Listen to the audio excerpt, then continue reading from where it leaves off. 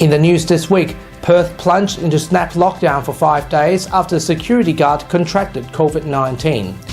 In other stories, the tough candidate questions that put Kirkup on the back foot. We have exclusive reactions from political veterans. Trade, security and education, Indonesia and Australia building closer economic ties. Fun and games, a special tour of the Interactive Construction Industry Training Centre. And on Western Perspective, an exclusive interview with Indonesia's Ambassador to Australia.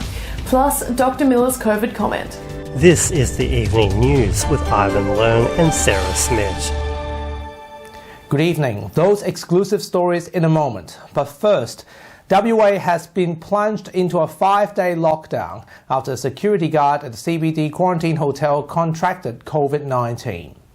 The lockdown begins from 6 p.m. tonight and extends until 6 p.m. on Friday, affecting Perth, the Peel region and southwest, following an emergency announcement this afternoon by Premier Mark McGowan. There were also scenes of panic buying, but the Premier calls for calm. During the lockdown, people will be required to stay home, but will be allowed to leave their homes for the following reasons. Work, but only if you can't work from home or remotely. Shopping for essentials, including groceries and medical supplies. Medical or healthcare needs, including compassionate requirements. Exercise in the neighbourhood for only 1 hour per day, but with only one other person allowed. Pubs, clubs, playgrounds and gyms will be closed, and restaurants will provide takeaways only. People won't be allowed to visit friends and family unless in an emergency, and visitors will not be allowed into care homes or hospitals. Funerals are now cut to 10 people, and all weddings have been cancelled. Schools due to open tomorrow now remain closed for another week. Masks will now be mandatory for anyone leaving their homes. The security guard involved was a Maylands man in his 20s who was working at the 4 Points by Sheraton Hotel that contained 4 active COVID-19 cases, including the UK variant and South African strain. He had tested negative for COVID-19 3 times during the month, but developed symptoms on Thursday and didn't go to work. It's believed he has contracted the coronavirus on January 26th or 27th while working on the same floor of the UK strain. Contact tracing is now underway. Members of his household have been tested negative this morning and now in quarantine. Premier Mark McGowan says vigilance is needed during the week, urging people to get tested and quarantined if they had contact with the man. Western Australians have done so well for so long. But this week, it is absolutely crucial that we stay home, maintain physical distancing and personal hygiene, and get tested if you have symptoms. This is a very serious situation, and each and every one of us has to do everything we personally can to stop the spread in the community. The AMAWA says the case is not surprising, but is still disappointing with the state's quarantine system. And you can watch Dr. Miller's COVID comment coming up later in this broadcast. It's been a particularly tough week for the Liberals after concerns have been raised about 2 of the party's candidates, one of whom has revoked her candidacy. Liberal candidate for Victoria Park, Amanda Sue Markham, faced tough questions over comments made by her husband, Pastor Campbell Markham, about homosexuality. This came after an article surfaced written by Baldivis Liberal candidate Andrea Turkachi in which she promoted COVID-19 conspiracy theories. The candidate has withdrawn her Liberal candidacy and became an independent candidate instead. In exclusive interviews, political experts and veterans commented on what does the question mean for the party. In 2013, Peter Abetz won the seat of Southern River for the Liberal Party by a margin of almost 33%, and in the process gaining a reputation as a highly effective campaigner. Though he's out of politics now, he says Andrea Turkachi's comments cost her the most important asset a candidate can have, her credibility. Look, you've got to be squeaky clean in terms of your background. Buying into conspiracy theories is the worst thing you can do, apart from criminal activity, obviously, but it really discredits a person. We caught up with political expert Ian Cook to discuss the impact third-party comments will have on the Liberal campaign for Victoria Park. Look, my sense is you've got to ask the partner what they think about their husband's views, because a husband having these sorts of views means we want to find out what you think about these sorts of issues. So I think it's a legitimate ground to come back to her and say, OK, what do you think? When questioned on the matter, leader Zach Kirkup stood by Markham, saying that though he doesn't endorse the views, candidates cannot be held responsible for the comments made by a third party. I think more than anything is that you have me here as the leader of the Liberal Party making it very, very clear that it's not the position of the Liberal Party, it's not a view that I support or endorse in any way, shape or form, and more than ever that our candidates are out there talking to everyone across the community about the issues that matter most to them. Helene Fong, WAMN News. Trade, security and education have been the topics of discussion this week with Indonesia's ambassador to Australia, Cristiano Legowo, as he came to Perth with an important announcement. The ambassador came to Perth this week to establish the Indonesian Chamber of Commerce in WA.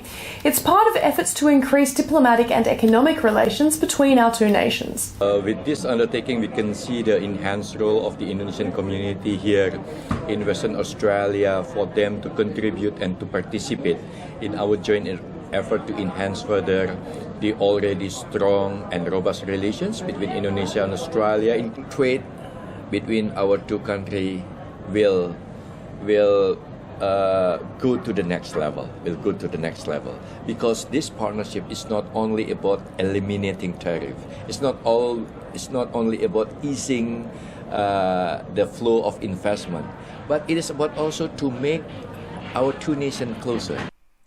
During the interview, the ambassador also stressed that Indonesia and Australia have close security ties through the 2006 Lombok Treaty and education ties with the new Colombo Plan, sending approximately 9,700 Australian students to learn and study in Indonesia every year. You can watch the full interview on Western Perspective coming up shortly on this broadcast.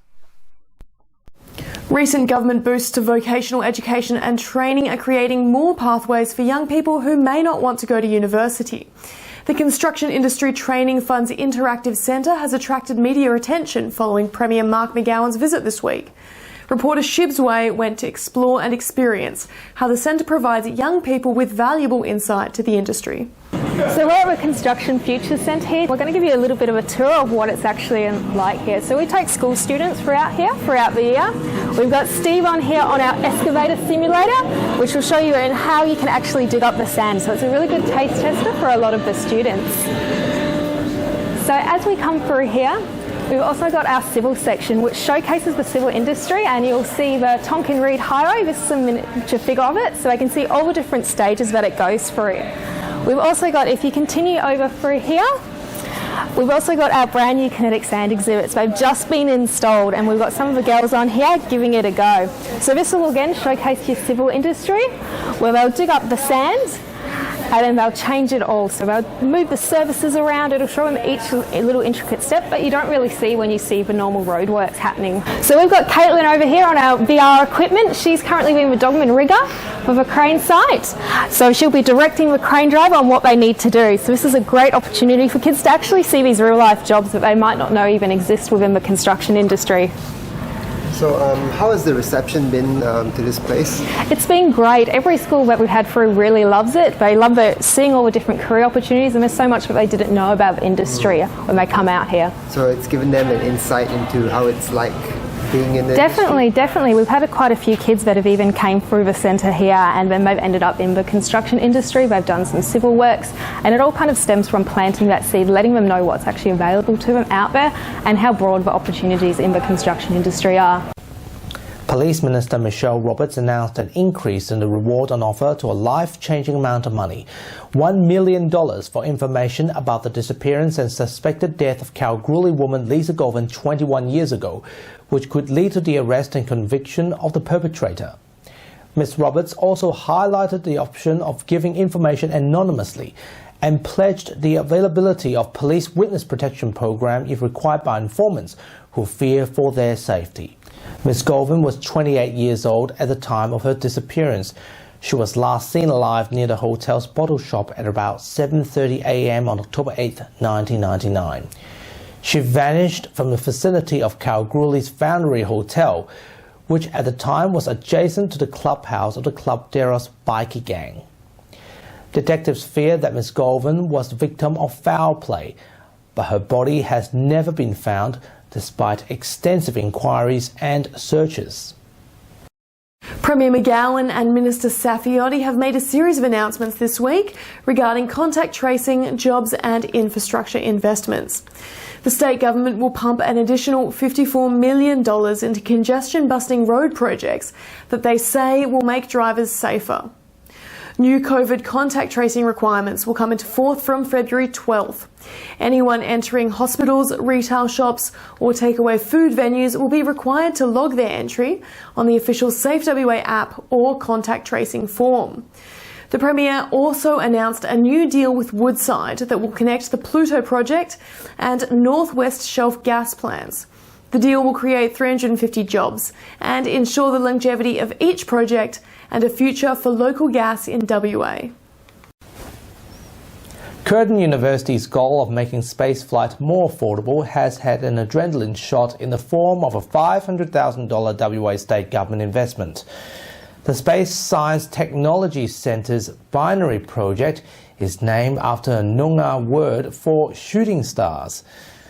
The centre is working to put all subsystems of a spacecraft on a single circuit, bringing down the cost of getting people and freight to orbit.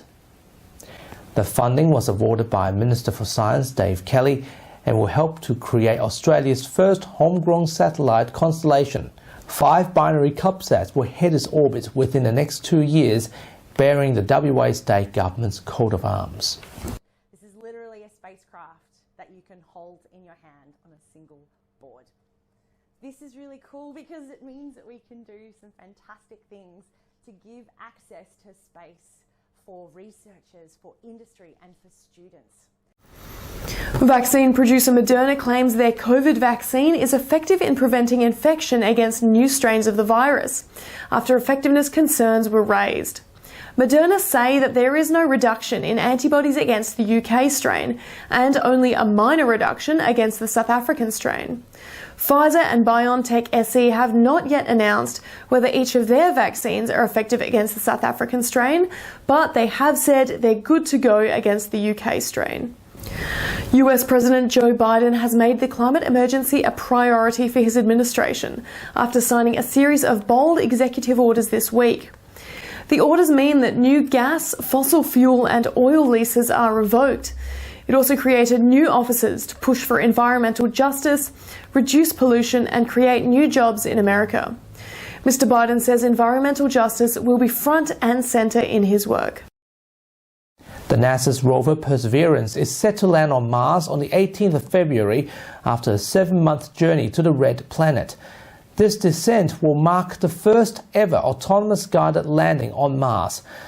By the time the spacecraft reaches the surface of our closest planetary neighbour, it will have travelled approximately 470.8 million kilometres, averaging a speed of 2.5 kilometres per second. The rover will land in a now dry lake basin and collect samples to return to Earth. Scientists hope to find signs or evidence of ancient microscopic life forms that may have once inhabited the planet. And that's our weekly news and current affairs. For the latest at any time, go to our website, wamennews.com.au. Until next Sunday, from Sarah and myself, we wish you good health and good night. Catch ya.